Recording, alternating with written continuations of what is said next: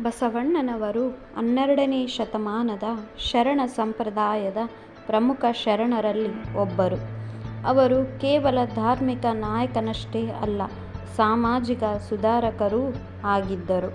ಬಸವಣ್ಣನವರ ವಚನಗಳು ಶರಣರ ದಾರ್ಶನಿಕ ಚಿಂತನೆಗಳ ಆಧಾರವಾಗಿದ್ದು, ಕೇವಲ ಸಾಹಿತ್ಯವಲ್ಲ, ಜೀವನದ ಮಾರ್ಗದರ್ಶಿಕೆಯಾಗಿವೆ. ಬಸವಣ್ಣನವರ ವಚನಗಳು ಸರಳತೆಗೂ ಎಡೆಗೂ ಶುದ್ಧತೆಯೆಡೆಗೂ ಮಾರ್ಗದರ್ಶಿಕೆಯಾಗಿವೆ. ಅವುಗಳಲ್ಲಿ ಕರ್ಮ, ಭಕ್ತಿ ಮತ್ತು ಸಾಮಾಜಿಕ ಸಮಾನತೆಗೆ ಪ್ರಮುಖ ಸ್ಥಾನವಾಗಿದೆ. ಕೂಡಲ ಸಂಗಮ ದೇವ, ನಿನ್ನ ನೀಗಿದ ಭಕ್ತರಿಗೆ ಏನಾಯಿತೋ ಏನಾಯಿತು, ನಿನ್ನ ಭಕ್ತರಿಗೆ ಯಾವ ಅಪಾಯವೂ ಆಗದು. ಈ ವಚನದಲ್ಲಿ ಭಕ್ತಿಗೆ ಬಸವಣ್ಣ ನೀಡಿದ ಮಹತ್ವ ಸ್ಪಷ್ಟವಾಗುತ್ತದೆ. ಭಗವಂತನ ಭಕ್ತರ ಬಗ್ಗೆ ದೇವರು ಯಾವಾಗಲೂ ಕಾಳಜಿ ವಹಿಸುತ್ತಾನೆ ಎಂಬುದು ಇದರಲ್ಲಿ ತೋರಿಸುತ್ತದೆ. ಬಸವಣ್ಣನವರ ಸಾಮಾಜಿಕ ಸಮಾನತೆ. ಬಸವಣ್ಣ ನಂಬಿದ್ದ ಮುಖ್ಯ ತತ್ವಗಳಲ್ಲಿ ಒಂದು ಸಮಾಜದಲ್ಲಿ ಎಲ್ಲರೂ ಸಮಾನರು ಎಂಬುದು. ಸಮಾಜದಲ್ಲಿ ವರ್ಣ, ಜಾತಿ ಮತ್ತು ಲಿಂಗ ಅಸಮಾನತೆಗಳಿಗೆ ತೀವ್ರವಾಗಿ ವಿರೋಧಿಸಿದರು.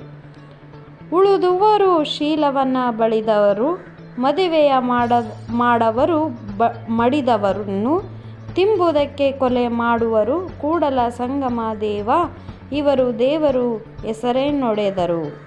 ಈ ವಚನದ ಮೂಲಕ ಬಸವಣ್ಣನು ಹಿಂದೂ ಸಮಾಜದ ಅನಿಷ್ಟ ಆಚರಣೆಗಳನ್ನು, ಅಸಮಾನತೆಗಳನ್ನು ತೀವ್ರವಾಗಿ ಪ್ರಶ್ನಿಸುತ್ತಾರೆ. ಬಸವಣ್ಣನವರು ಶ್ರಮಕ್ಕೆ ಆದ್ಯತೆಯನ್ನು ನೀಡುತ್ತಿದ್ದರು. ಬಸವಣ್ಣನವರು ಕೆಲಸ ಮತ್ತು ಶ್ರಮಕ್ಕೆ ಅಪಾರ ಮಹತ್ವ ಕೊಟ್ಟರು. ಆಧ್ಯಾತ್ಮ ಮತ್ತು ಬದುಕಿನ ಗುಟ್ಟು ಶ್ರಮದಲ್ಲಿದೆ ಎಂದು ಹೇಳಿದರು. ಕೈಲಾಸವಿಲ್ಲ, ಕಾಶಿಯಿಲ್ಲ, ಕೈ ತೊಳೆದು ಕಾರ್ಯವಿಲ್ಲದಿರಲಿಲ್ಲ. ಕೂಡಲ ಸಂಗಮ ದೇವ, ನಿನ್ನ ಸೇವೆಗಿಲ್ಲ ಬೇರೊಂದು ಧರ್ಮ. ಈ ವಚನದಲ್ಲಿ ಅವರು ಶ್ರಮದಿಂದಲೇ ದೈವಿ ಭಕ್ತಿ ಪೂರ್ಣಗೊಳ್ಳುತ್ತದೆ ಎಂದು ಹೇಳಿದರು. ಬಸವಣ್ಣನವರ ನೈತಿಕ ಮೌಲ್ಯಗಳು ಅಪಾರವಾದದ್ದು.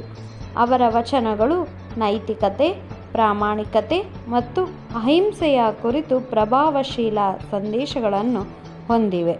ಅವರು ಭ್ರಷ್ಟಾಚಾರ, ಅಸತ್ಯ ಮತ್ತು ಕಪಟತೆಯನ್ನು ತೀವ್ರವಾಗಿ ವಿರೋಧಿಸಿದರು. ಸತ್ಯವಿಲ್ಲದ ಸಾಧನೆ ಅದು ಸಾಧನೆಯೋ? ಕೂಡಲ ಸಂಗಮ ದೇವ, ಸತ್ಯವೇ ಧರ್ಮವೆಂಬುದು ಪರಿಪೂರ್ಣ. ಈ ವಚನದಿಂದ ಅವರು ಸತ್ಯ ಮತ್ತು ಧರ್ಮಕ್ಕೆ ಆದ್ಯತೆ ನೀಡಿದ್ದು ಸ್ಪಷ್ಟವಾಗುತ್ತದೆ. ಅಂತಿಮವಾಗಿ ಬಸವಣ್ಣನವರ ವಚನಗಳು ಕೇವಲ ಆಧ್ಯಾತ್ಮಿಕ ಬೆಳವಣಿಗೆಯ ಸಾಧನ ಮಾತ್ರವಲ್ಲ, ಒಂದು ಸಮಾನತೆಯ, ನ್ಯಾಯ ಸಮಾಜದ ನಿರ್ಮಾಣದ ಸಲಹೆಯೂ ಆಗಿವೆ. ಅವು ಕನ್ನಡ ಸಾಹಿತ್ಯದಲ್ಲೂ ಸಮಾಜದ ದಾರ್ಶನಿಕ ತತ್ವಗಳಲ್ಲೂ ಅಪಾರ ಪ್ರಭಾವ ಬೀರಿವೆ.